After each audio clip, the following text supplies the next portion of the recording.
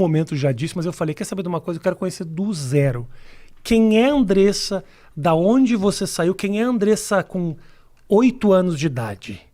Nossa, 8 anos de idade, eu recém tinha saído de um abuso sexual, porque minha mãe me deu quando criança, eu vim da cidade de Ijuí, interior do Rio Grande do Sul. Meu pai é descendente de alemão, olho claro, e eu nasci muito escurinha. Aí quando eu nasci, meu pai disse que eu não era filha dele.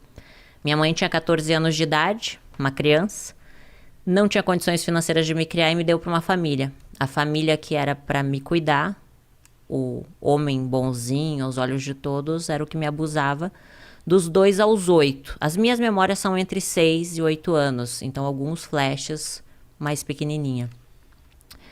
Nesse período, eu sofria muito já, porque quando a gente é abusada, a gente não tá entendendo o que tá acontecendo, até porque existiam ameaças da parte dele na época, se eu contasse pra alguém.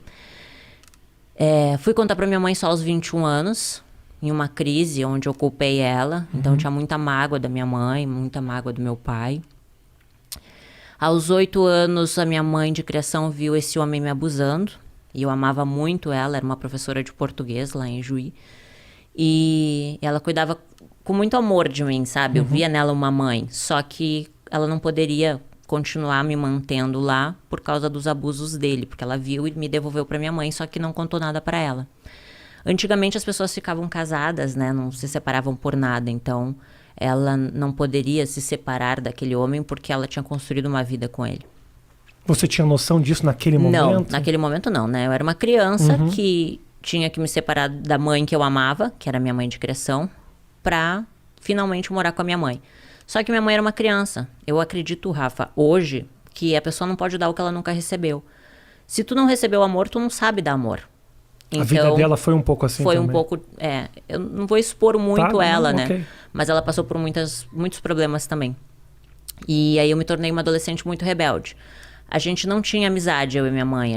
Ela brigava muito comigo, me batia muito. Então, aos 11 anos, eu comecei a fumar cigarro, beber, colocava piercing para chamar atenção. Até eu tenho a sobrancelha rasgada aqui, porque eu mesma furei a minha própria sobrancelha na frente do espelho. Botei um brinco gigante, porque eu já queria chamar atenção. Na verdade, eu queria ser amada, né? Eu buscava a atenção das pessoas, né?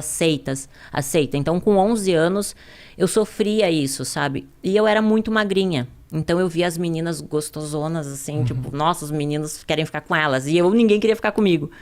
E aí eu colocava meia dentro do sutiã pra ter, sabe, peitos. E passei por vários problemas naquela época de depressão, só que eu não entendia, porque naquela época a gente não conseguia conversar com ninguém, não tinha internet como é hoje. Então nas minhas agendas eu falava que eu queria morrer, que eu queria matar todo mundo. E... Só desculpa te interromper, mas... o abuso acabou da onde, assim? Só quando a minha mãe de criação viu ele me abusando sexualmente. Então teve um confronto. Isso, aí ela me deu pra minha mãe. Tá, e aí minha mãe morava em Porto Alegre. Então eu saí de Juí pra Porto Alegre pra morar com a minha mãe. Minha mãe, uma criança, né? Imagina, ela me ganhou com 14 anos. Minha mãe tinha que trabalhar muito, de manhã e de tarde, chegava muito de noite. Então a minha vida era comer miojo e salsicha. E aí, ir pro colégio sozinha e voltar sozinha. Então, ali eu me tornei muito rebelde. Porque a minha mãe queria que eu fizesse comida, limpasse a casa. Obrigações de um adulto. Sim. E ela não sabia conversar comigo. Então, ela me agredia muito. Assim, de agressões, assim, de me violentar mesmo, sabe? Com palavras também, palavras que me machucavam. Então, eu nutria muito ódio dentro de mim. Com 13 anos, eu comecei a fumar maconha. Com 14 anos, eu fugi de casa, vendi todas as minhas fitas de videogame para poder fugir de casa e peguei todos os ursos e fugi com os ursos. Aí fui para uma vila lá em Porto Alegre e a minha mãe me achou com a polícia. Daí, quando a minha mãe me achou, ela me disse, agora tu vai morar com teu pai. E eu não conhecia direito meu pai. Mas foi bom, foi um período muito bom, meu pai é uma pessoa incrível. Aí eu consegui conhecer ele de verdade, né? E acabei... tendo minha primeira relação sexual com meu meio-irmão. Porque pra mim eu não conhecia ele. Ele era filho do meu pai, um menino bonito da minha idade.